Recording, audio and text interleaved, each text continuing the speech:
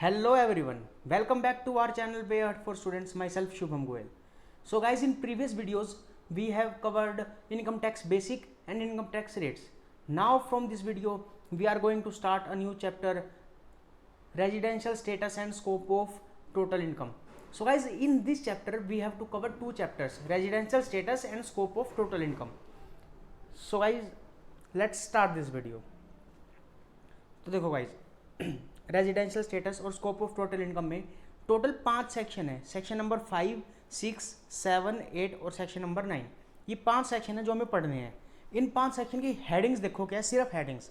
Section number 5 बोलता है scope या मीनिंग ऑफ टोटल इनकम। जब हम बेसिक पढ़ रहे थे तब हमने देखा था how to compute total income.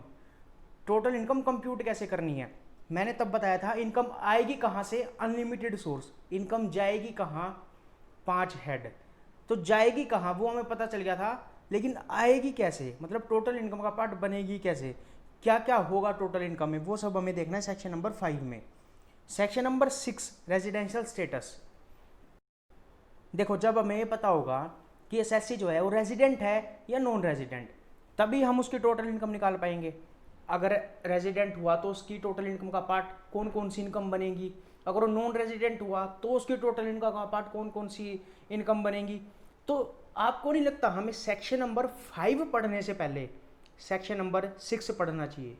तो पहले हम 6 पढ़ेंगे, फिर हम 5 पढ़ेंगे। और सेक्शन नंबर 7 कहता है income deemed to be received in India. ये सेक्शन इस चैप्टर का है ही नहीं, ये है सैलरी वाले चैप्टर का। इसको हम देखेंगे सैलरी वाले चैप्टर में। और सेक्शन नंबर 8 जो है वो रेलिवेंट ही नहीं है, क्योंकि उसमें सिर्फ एक पावर और कुछ भी नहीं है। Section number 9, income deemed to be accrue और राइज इन इंडिया। तो ये टोटल 5 सेक्शन हमें देखने हैं। तो हम स्टार्ट करते हैं सेक्शन नंबर 6 से, जो है रेजिडेंशियल स्टेटस का, जो हमें ये बताएगा कि एसएससी जो है वो रेजिडेंट है या नॉन रेजिडेंट है, और रेजिडेंट है तो कौन सा है, ऑर्डिनरी या नॉट ऑर्डिनरी।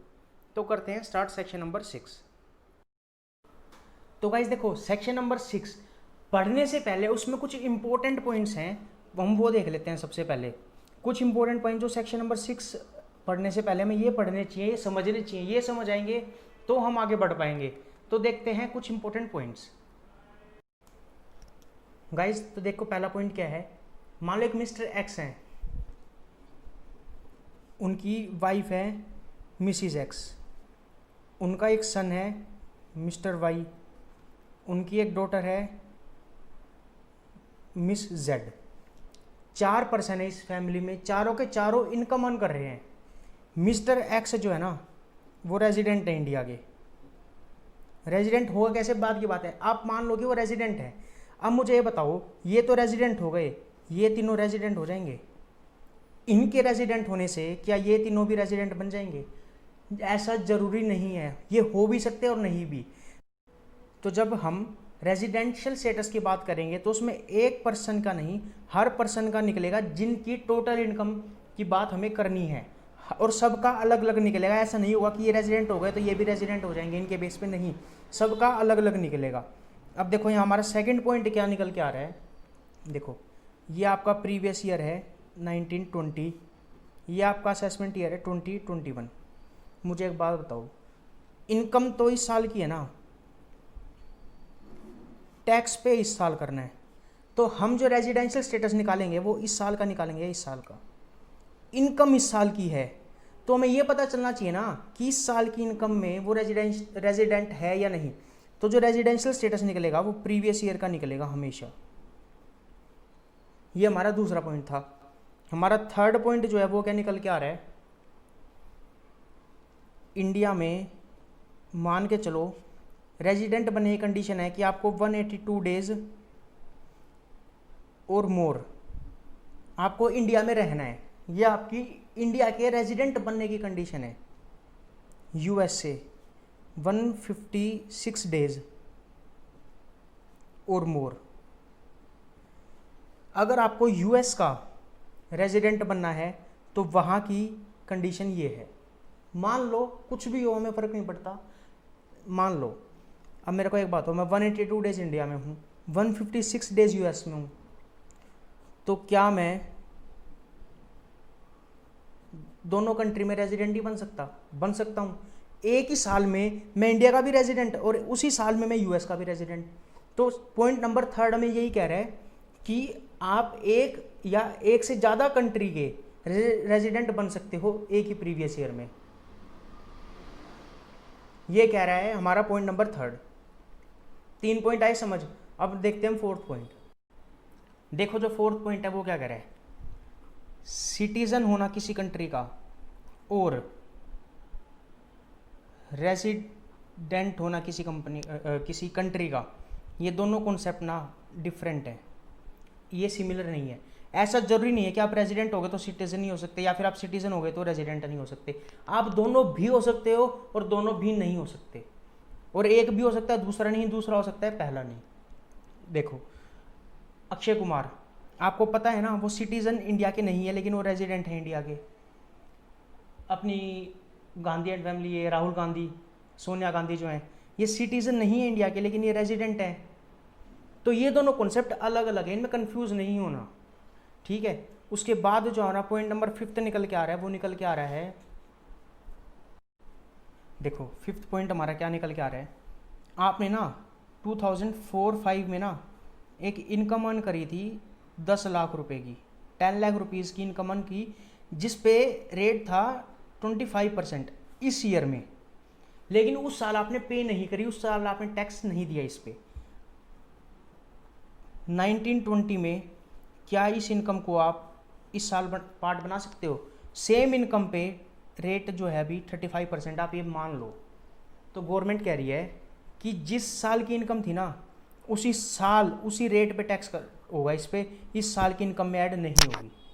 तो कोई भी पास्ड अनटैक्स प्रॉफिट है उसको हम इस साल कंसिडर नहीं करेंगे, चाहे वो रेजिडेंट हो ऑर्डिनरी, चाहे वो रेजिडेंट हो नॉन ऑर्डिनरी, चाहे वो नॉन रेजिडेंट हो, किसी भी केस में हम उसको कंसिडर नहीं करेंगे। देखो पॉइंट नंबर 6 क्या निकल के आ रहा है, मेरी ना सैलरी की इनकम आती है, सैलरी की इनकम, इस सैलरी की इनकम के लिए मैं रेजिडेंट हूँ, ठीक है। तो जो PGBP, capital gain, income from other source, income from house property, जितने भी हेड होंगे ना, मैं उन सब के लिए रेजिडेंट बन जाऊंगा, चाहे मेरी इनकम आए या ना आए। अगर मैं किसी एक हेड के लिए रेजिडेंट बना किसी प्रीवियस ईयर में, तो बाकी सारे हेड के लिए भी रेजिडेंट बनूंगा। और हर साल रेजिडेंशियल स्टेटस हर प्रीवियस ईयर के लिए अलग से कैलकुलेट होगा। ऐसा नहीं है कि एक बार कैलकुलेट कर दिया तो कर दिया, वो हर साल अलग अलग कैलकुलेट होगा, ठीक है। देखो 7 पॉइंट हमें क्या कह रहा है, ये हमारी इंडिया की बेस लाइन है मान के चलो, और ये आपका टेरिटोरियल वाटर है 12 नॉटिकल माइल्स का। तो गवर्नमेंट कह रही है अगर आप इस एरिया में नहीं हो और आप इस एरिया में हो यहाँ पे बोट में, तो भी आप इंडिया में हो ऐसा मान लिया जाएगा। जरूरी नहीं है कि आपको सिर्फ इसी एरिया में रहना है, अगर आप इस एरिया में हो तो भी आप इंडिया में ही हो, ठीक है। 8th पॉइंट जो हमारा निकल के आ रहा है, जो आपकी एग्रीकल्चर इनकम है, डिविडेंड इनकम है। डिविडेंड इनकम कहाँ से? इंडियन कंपनी से, या फिर कोई भी एग्जेम्प्टेड इनकम है, एग्रीकल्चर है, डिविडेंड है, या कोई भी एग्जेम्प्टेड इनकम है, तो ये किसी भी केस में टैक्सेबल नहीं होगी, ना ही रेजिडेंट के में, ना ही रेजिडेंट नॉट ऑर्डिनरी के में, ना ही नॉन रेजिडेंट में, किसी भी केस में टैक्सेबल नहीं होगी। हमारा अगला पॉइंट क्या निकल के आ रहा है, देखो 1920 स्टार्ट हुआ होगा 1 अप्रैल 2019 से, और 31 मार्च 2020 तक चला होगा। मिस्टर एक्स है, मिस्टर एक्स 1 अप्रैल से 31 मई तक वो इंडिया में थे, और 31 मई से लेके 31 अगस्त तक वो किसी फॉरेन कंट्री में थे। मतलब यहाँ जून कर लो, 1 जून, 1 सितंबर से लेके और 31 मार्च तक वो फिर इंडिया में थे। अब एक बात बताओ, इंडिया, फॉरेन, इंडिया, तो क्या हम ये वाला कैलकुलेट करें रेजिडेंट बनाने के लिए या ये वाला कैलकुलेट करें? दोनों के दोनों ही कैलकुलेट होंगे। दोनों जितने दिन यहाँ रहे और जितने दिन यहाँ रहे, दोनों का टोटल जो आएगा ना, उतने दिन वो इंडिया में रहे ऐसा मान लिया जाएगा। मतलब हमारा 9 पॉइंट क्या कह रहा है कि ऐसा ज़रूरी नहीं है इंडिया में रहने के लिए आपको कॉन्टीन्यूसली रहना हो, कि आप कॉन्टीन्यूस इतने दिन इंडिया में रहे तो रेजिडेंट बने जाओगे। अगर आप आ रहे हो इंडिया में, फिर जा रहे हो, फिर इंडिया में आ रहे हो, फिर जा रहे हो, अगर आप ऐसा कर रहे हो तो भी ये मान लिया जाएगा कि आप इंडिया में हो, अगर आप वो लिमिट क्रॉस कर देते हो तो। ठीक है, अब देखो यहाँ पे 10th पॉइंट जो है ना, इसी से इंटरलिंक्ड है। कैसे? 1 अप्रैल को मैं इंडिया में था, 31 मई को मैं इंडिया से चला गया।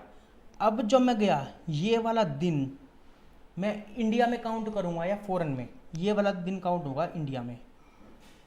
इसी तरह 1 सितंबर को मैं आया, अब जब मैं आया हूँ तो क्या ये दिन फॉरेन में काउंट करो इंडिया में? इंडिया में। ये वाला दिन, इस दिन मैं चला गया इंडिया से, तो मैं फॉरेन में काउंट करूँ इंडिया में? इसको भी इंडिया में। ठीक है, तो ये है हमारे 10 पॉइंट्स इंपॉर्टेंट, जो हमें सेक्शन नंबर 6 स्टार्ट करने से पहले पढ़ने थे, वो हमने पढ़ लिए। अब हम देखेंगे सेक्शन नंबर 6 क्या कहता है, हम रेजिडेंट बनेंगे कैसे, क्या क्या कंडीशंस है, तो देखते हैं। तो देखो सेक्शन 6 के इंपॉर्टेंट पॉइंट्स में सबसे पहला पॉइंट जो है, बेसिकली वो इंपॉर्टेंट नोट है, पॉइंट नहीं है। इंपॉर्टेंट नोट क्या बोलता है कि total income of the assessee is based on residential status of an assessee. मैंने बताया था कि टोटल इनकम उसके रेजिडेंशियल स्टेटस के अकॉर्डिंग हम कैलकुलेट करेंगे। कैसे करेंगे? अगर वो रेजिडेंट होगा तो उसकी इनकम में क्या क्या आएगा, नॉन रेजिडेंट है तो क्या क्या आएगा, रेजिडेंट है लेकिन नॉन ऑर्डिनरी है तो क्या क्या आएगा। तो ये वो बोल रहा है। अब जो इंपॉर्टेंट पॉइंट्स थे वो क्या थे? सबसे पहले रेजिडेंशियल स्टेटस जो है हर कैटेगरी का अलग निकलेगा, मतलब हर पर्सन का अलग निकलेगा, हर एसएससी का। रेजिडेंशियल स्टेटस जो है प्रीवियस ईयर का निकलेगा। एक पर्सन रेजिडेंट एक या एक से ज़्यादा कंट्री में भी हो सकता है किसी प्रीवियस ईयर में। आप किसी कंट्री के सिटीजन हो सकते हो, जरूरी नहीं कि आप रेजिडेंट भी हो, आप दोनों भी हो सकते हो और दोनों नहीं भी हो सकते, और एक हो सकते हो एक नहीं, दूसरा हो सकता है पहला नहीं। तो ये हमने देख लिया था। उसके बाद जो अगला पॉइंट आ रहा है वो निकल के आ रहा है कि जो भी अनटैक्स प्रॉफिट होंगे वो इनकम का पार्ट नहीं बनेंगे। अगर एक इनकम के लिए मैं हूँ, सोर्स के लिए, जैसे सैलरी के लिए मैं हूँ, तो बाकी सभी के लिए भी मान लिया जाऊँगा कि मैं रेजिडेंट हूँ। एग्रीकल्चर इनकम और एग्जेम्प्टेड इनकम पार्ट नहीं बनेंगे। टेरिटोरियल वाटर जो है उसको भी मान लिया जाएगा कि आप इंडिया में हो। Total period of stay continuous हो भी सकता है और नहीं भी हो सकता। और पीरियड ऑफ स्टे निकालने के लिए डेट ऑफ डिपार्चर और डेट ऑफ अराइवल दोनों की दोनों इंडिया में ही कंसिडर की जाएंगी। तो ये सारे पॉइंट अब मैंने अभी तक पढ़े हैं। अब जो हमारा निकल के आ रहा है वो निकल के आ रहा है सेक्शन नंबर 6, रेजिडेंशियल स्टेटस कैसे कैलकुलेट करें, कैसे पता चलेगा कि एक एसएससी जो है रेजिडेंट है या नहीं। देखो इसकी भी 3 कैटेगरी है, इंडिविजुअल, कंपनी और अदर पर्सन। अलग अलग देखेंगे सबका, तो हम स्टार्ट करते हैं इंडिविजुअल से। तो residential status in case of individual, देखो लाइन पढ़ना ध्यान से। An individual is said to be resident in India if he satisfied any one of the following 2 basic conditions. Individual में कौन आएगा? इंडियन सिटीजन भी आ सकता है, फॉरेन सिटीजन भी आ सकता है, इंडियन ओरिजिन का भी हो सकता है और फॉरेन ओरिजिन का भी हो सकता है। कोई भी बंदा है, कोई भी कहीं से भी हो, हमें फर्क नहीं पड़ता। हम किसी का भी रेजिडेंशियल स्टेटस निकाल सकते हैं, किसी का भी रेजिडेंशियल स्टेटस हमें निकालना पड़ सकता है। ये कंडीशन सभी पे एप्लीकेबल है। तो इंडिविजुअल में हर कोई आ गया, हर कोई। और वो इंडिविजुअल इंडिया का रेजिडेंट तब बनेगा अगर वो कोई भी एक condition, any one condition satisfy कर दे। वो कंडीशन क्या है वो देखेंगे। देखो आपने पहली कंडीशन कर दी, दूसरी नहीं करी तो भी रेजिडेंट, पहली नहीं करी दूसरी कर दी तो भी रेजिडेंट, दोनों कर दी तो हो ही रेजिडेंट, अगर दोनों नहीं करी तब नॉन रेजिडेंट बनोगे कहीं जाके। अगर आपने कोई भी एक कर दी तो रेजिडेंट बन जाओगे, अगर दोनों नहीं करोगे सिर्फ उस केस में आप नॉन रेजिडेंट बनोगे, अदरवाइज आप रेजिडेंट बन जाओगे, ये पक्का है। ठीक है, अब वे 2 कंडीशन क्या है वो देखते हैं। देखो if he is in India for a period, अगर वो इंडिया में है, कौन, एसएससी, फॉर अ पीरियड, किसी पीरियड के लिए, और periods amounting in all to 182 days और more in relevant previous year. अगर आप इंडिया में हो 182 डेज और मोर किसी रेलिवेंट प्रीवियस ईयर में, मतलब आपका रेलिवेंट प्रीवियस ईयर कौन सा है, 1920, अगर आप 1920 में 182 डेज और मोर हो इंडिया में, तो आप इंडिया के रेजिडेंट बन जाओगे। ये हमारी पहली बेसिक कंडीशन है। ठीक है, हमारी दूसरी बेसिक कंडीशन क्या बोलती है, अगर आप इंडिया में हो फॉर अ पीरियड और periods amounting in all to 60 days और मोर, अगर आप 60 डेज या उससे ज़्यादा पे हो, एंड मतलब इस कंडीशन में दो कंडीशन है और दोनों की दोनों जरूर पूरी करनी जरूरी है। पहली क्या है, आप रेलिवेंट प्रीवियस ईयर में 60 डेज और मोर इंडिया में रहे हो। दूसरी क्या है, 365 डेज और more in 4 previous year immediately preceding to the relevant previous year. देखो इसको समझते हैं। देखो सबसे पहले तो हम उसका मतलब समझ लेते हैं, पीरियड अमाउंटिंग इन ऑल, ये क्या बोल रहा है, देखो मैं दिल्ली में रहा 60 डेज, मैं मुंबई में रहा 100 डेज, मैं कोलकाता में रहा 50 डेज। तो इसने कहा है पीरियड अमाउंटिंग इन ऑल, सबका टोटल कितना आ रहा है, 210 डेज, मतलब ज़्यादा है 182 डेज से। तो मतलब मैंने पहली बेसिक कंडीशन सेटिस्फाई कर ली, मैं रेजिडेंट बन गया। पीरियड अमाउंटिंग इन ऑल का मतलब तो है ये। अब 182 डेज और मोर समझ आ गया होगा। रेलिवेंट प्रीवियस ईयर कौन सा है हमारे लिए, रेलिवेंट प्रीवियस ईयर 1920, ये भी हमें पता चल गया। रेलिवेंट जो असेसमेंट ईयर है दिसंबर 2020 के लिए, वो है 2021, ये भी हमें समझ आ गया। तो दिक्कत कहाँ आ रही है, जो हमारी सेकंड बेसिक कंडीशन है ना उसमें। अब वो सेकंड बेसिक कंडीशन क्या बोल रही है, वो देखो। उसने कहा है सबसे पहला तो कि आप रेलिवेंट प्रीवियस ईयर जो कि ये है, इसमें आप 60 डेज और मोर रहे हो। इजी है, आ गया होगा समझ। दूसरा एंड, मतलब दोनों की दोनों सेटिस्फाई करनी जरूरी है। दूसरी बोल रही है कि जो रेलिवेंट प्रीवियस ईयर है ना, उससे immediately preceding 4 previous year. Relevant previous year कौन सा है, 1920, इससे पिछले 4 साल 18-19, 17-18, 16-17 और 15-16, मतलब 15-16, 16-17, 17-18 और 18-19, इन 4 सालों में आप 365 डेज और मोर रहे हो इंडिया में। मतलब यहाँ दो बातें क्या निकल के आई, रेलिवेंट प्रीवियस ईयर में 60 डेज और साथ में उससे इमीडिएटली प्रीसीडिंग जो है 4 साल, उसमें आप 365 डेज या उससे ज़्यादा रहे हो, तब आप रेजिडेंट माने जाओगे। या तो आप ये वाली कंडीशन सेटिस्फाई कर लो या फिर आप ये दोनों सेटिस्फाई कर लो। इन दोनों ही केस में हम मान लेंगे कि आप रेजिडेंट हो। अगर ये दोनों ही सेटिस्फाई नहीं होती तो आप नॉन रेजिडेंट बन जाओगे, तो आप रेजिडेंट बनोगे ही नहीं। ये बोलती है हमारा सेक्शन नंबर 6 का सब सेक्शन 1, ये सब सेक्शन 1 है जो कि है हमारा बेसिक कंडीशंस का। ठीक है, आगे समझ, बढ़ते हैं आगे। देखो आगे बढ़ने से पहले ना 2 एग्जांपल देख लेते हैं बेसिक कंडीशंस के। देखो फर्स्ट कंडीशन तो सिंपल है, उसमें तो कुछ है ही नहीं। अगर 182 डेज हुए तो resident, otherwise non resident. Otherwise हम दूसरी कंडीशन चेक करेंगे, अदरवाइज नॉन रेजिडेंट नहीं। तो दूसरी कंडीशन वो देख लेते हैं। देखो प्रीवियस ईयर 1920 में मैं दिल्ली में रहा 80 days for business purpose, Mumbai में रहा मैं 100 डेज फॉर विजिट। किसी भी काम के लिए रहे हो, चाहे घूमने के लिए, चाहे बिजनेस पर्पज़ के लिए, चाहे किसी भी काम के लिए रहे हो, काउंट होंगे।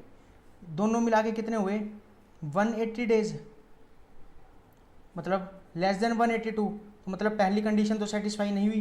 दूसरी कंडीशन क्या बोलती है, प्रीवियस ईयर में 60 डेज और मोर, 60 डेज वाली हो गई। अब उसने क्या कहा, उसके इमीडिएटली प्रीसीडिंग 4 ईयर जो है, कोई भी 4 साल नहीं, इमीडिएटली प्रीसीडिंग, उसमें 365 डेज और मोर। तो देखते हैं 365 डेज बन रहे हैं नहीं। पहला इमीडिएटली प्रीसीडिंग आएगा 1890, 180 डेज, 1718, 180 डेज, 1617, 180 डेज, 1516 में एक भी दिन नहीं। तो कितना आ रहा है इन सब का टोटल,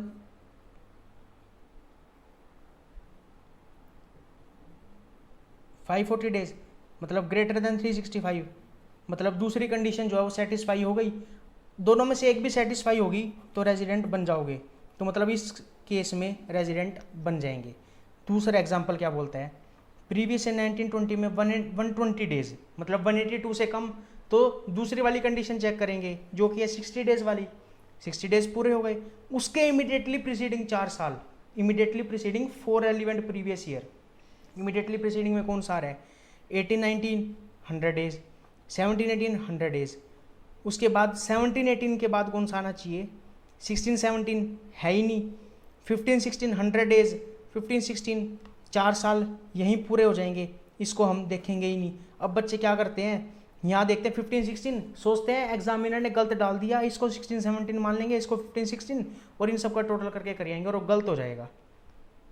तो यहाँ पे जो बन रहा है वो बन रहा है सिर्फ 300 डेज, जो कि कम है 365 से। तो इस केस में वो बन जाएंगे नॉन रेजिडेंट। दोनों में से कोई भी कंडीशन सेटिस्फाई नहीं हुई तो बन गए नॉन रेजिडेंट, आगे बढ़ना ही नहीं, यहीं पे क्वेश्चन खत्म। देखो अभी हमने दोनों कंडीशन पढ़ ली कि पहली कंडीशन क्या बोल रही है, दूसरी कंडीशन क्या बोल रही है, लेकिन 2 केस ऐसे हैं जिनमें हमें ये वाली कंडीशन चेक ही नहीं करनी, सिर्फ ये वाली करनी है। मतलब क्या बोल रहे हैं कि हम आपको 2 केस दे रहे हैं जिसमें ये वाली जो कंडीशन है ना, सेकंड वाली, ये एप्लीकेबल ही नहीं होगी। मतलब अगर ये वाली सेटिस्फाई कर ली तो रेजिडेंट बन जाओगे, अगर ये सेटिस्फाई नहीं की तो नो रेजिडेंट बनोगे, इसका कोई मतलब ही नहीं है उसमें। अब देखो वो केसेस कौन कौन से हैं जहाँ पे हमें सिर्फ फर्स्ट बेसिक कंडीशन देखनी है, दूसरी देखनी ही नहीं। तो वो केस देखते हैं कौन से। देखो इंडिविजुअल होने चाहिए, मतलब company, HUF, AOP, partnership firms, इन पे ये नहीं लगेगा। इंडिविजुअल हो, इंडिया के सिटीज़न हो, इंडिया छोड़ के जा रहे हो, इंडिया में आ रहे हो नहीं, इंडिया से जा रहे हो, for the purpose of business या एम्प्लॉयमेंट। देखो 3 पॉइंट तो समझ आ गए होंगे, इंडिविजुअल होने चाहिए, सिटीज़न होने चाहिए इंडिया के, और इंडिया छोड़ के जा रहे हो, left India, for the purpose of business या फिर एम्प्लॉयमेंट। देखो आप ना इंडिया में कंपनी में काम कर रहे हो, कंपनी वालों ने कहा कि आपको 2 साल के लिए एक ट्रेनिंग के लिए या किसी प्रोग्राम के लिए लंदन जाना है, तो वो for the purpose of business नहीं आता, वो in the course of business है। वो for the purpose of business या एम्प्लॉयमेंट नहीं है, वो in the course of employment आएगा।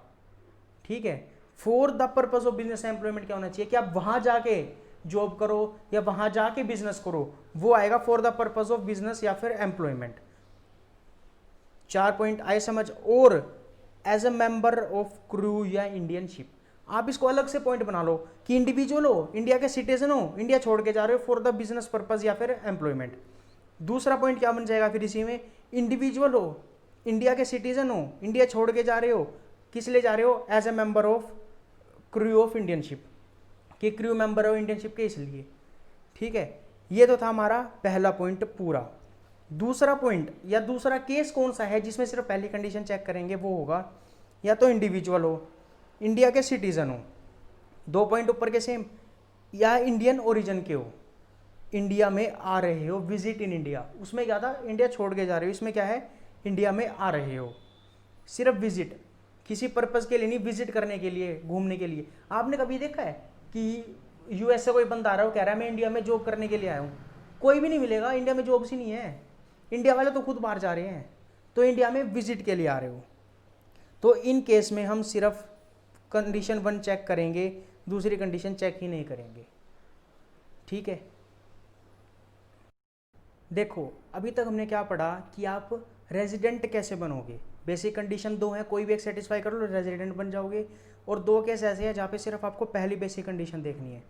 अब रेजिडेंट तो बन गए, आप असली रेजिडेंट हो, पक्के वाले रेजिडेंट हो या कच्चे वाले या नकली वाले रेजिडेंट हो, मतलब आप रेजिडेंट तो हो, ऑर्डिनरी हो या नॉन ऑर्डिनरी, वो हमें कौन बताएगा, हमारी एडिशनल कंडीशंस। अगर आपने दोनों कंडीशन, कौन सी वाली, एडिशनल वाली, एडिशनल दोनों कंडीशन सेटिस्फाई कर ली तो आप ऑर्डिनरी बन जाओगे, रेजिडेंट ऑर्डिनरी रेजिडेंट। लेकिन अगर आपने सेटिस्फाई नहीं की, कोई एक भी कंडीशन सेटिस्फाई नहीं की, तो आप रेजिडेंट नॉन ऑर्डिनरी रेजिडेंट बनोगे। ठीक है, अब वे एडिशनल कंडीशन कौन सी है वो देखते हैं। देखो, resident in India any 2 out of 10 immediately preceding relevant previous year, कि आप इंडिया के रेजिडेंट रहे हो कब, पिछले 10 सालों में से कोई भी 2 साल, immediately preceding relevant previous year. हमने इसका मतलब पढ़ा है, immediately preceding relevant previous year का मतलब क्या है, 1920 जो है ना, उससे पिछले वाले 10 सालों में आप किन्हीं भी 2 साल रेजिडेंट रहे हो। ये तो है हमारी पहली एडिशनल कंडीशन। एंड यहाँ पे जो दूसरी कंडीशन है ना, उससे पहले और नहीं है, उससे पहले एंड है। मतलब अगर दोनों एडिशनल कंडीशन सेटिस्फाई की तभी आप ऑर्डिनरी बनोगे, अगर कोई एक की दूसरी नहीं की तो आप नॉन ऑर्डिनरी बनोगे। ठीक है, तो पहली कंडीशन क्या है, समझ आ गई हमें, कि किन्हीं भी 10 सालों में से 2 साल, किन्हीं भी मतलब पिछले 10 सालों में से किन्हीं भी 2 साल आप रेजिडेंट रहे हो। रेजिडेंट कैसे रहोगे, बेसिक कंडीशन सेटिस्फाई करके। दूसरी कंडीशन बोल रही है प्रेजेंट इन इंडिया, आप इंडिया में रहे हो फॉर 730 डेज और मोर during 7 immediately preceding relevant previous year. देखो 1890 से पहले वाले 1920 से पहले वाले 10 साल उठाओ। देखो मैं आपको ये समझाता हूँ लिख के। देखो रेलिवेंट प्रीवियस ईयर कौन सा है, 1920, इससे इमीडिएटली प्रीसीडिंग जो 10 साल हैं, 5 और 5 10, ये जो 10 साल हैं, इन 10 सालों में आप किन्हीं भी 2 साल, इसमें किसी भी 2 साल में, 10 में से किन्हीं भी 2 साल में आप रेजिडेंट रहे हो। और रेजिडेंट कैसे रहोगे, बेसिक कंडीशन से। बेसिक कंडीशन सेटिस्फाई कर लो दोनों में से कोई सी भी, आप रेजिडेंट बन जाओगे। अब जो दूसरी कंडीशन है वो बोल रही है कि पिछले 7 साल, रेलिवेंट प्रीवियस ईयर के पिछले 7 साल, पिछले कौन से, 1 2 3 4 5 6 और 7, यहाँ तक आप 730 डेज और मोर रहे हो। और ये दोनों कंडीशन सेटिस्फाई करनी जरूरी है। मतलब या तो इन 10 साल, या तो नहीं, मतलब इन 10 साल में से, इन 10 सालों में से किन्हीं भी 2 साल आप रेजिडेंट रहे हो, और ये जो 7 साल है, इन 7 सालों में आप 730 डेज और मोर इंडिया में रहे हो, ये दोनों से कंडीशन सेटिस्फाई करोगे तो आप ऑर्डिनरी रेजिडेंट बनोगे। अगर आप ये दोनों कंडीशन में से कोई भी एक या दोनों की दोनों सेटिस्फाई नहीं करते तो आप नॉन ऑर्डिनरी रेजिडेंट बनोगे। ये है हमारी एडिशनल कंडीशन। और ये कौन से सेक्शन में है, सेक्शन 6 सब सेक्शन 6। ठीक है, देखो यहाँ लिखा भी है, if both conditions are satisfied तो रेजिडेंट ऑर्डिनरी, इफ नोट तो नॉन ऑर्डिनरी। ऐसा मत कहना कि ये दोनों में से दोनों कंडीशन सेटिस्फाई नहीं तो नॉन रेजिडेंट बन जाओगे। नॉन रेजिडेंट तब बनोगे जब आप बेसिक कंडीशन सेटिस्फाई नहीं करोगे। बेसिक कौन सी, 1 या 2, दोनों नहीं करोगे तब। ठीक है, देखो अभी तक हमने क्या पढ़ा कि इंडिविजुअल के केस में रेजिडेंट कैसे बनेंगे, नॉन रेजिडेंट कब होगा, ऑर्डिनरी रेजिडेंट कब होगा और नॉन ऑर्डिनरी रेजिडेंट कब होगा।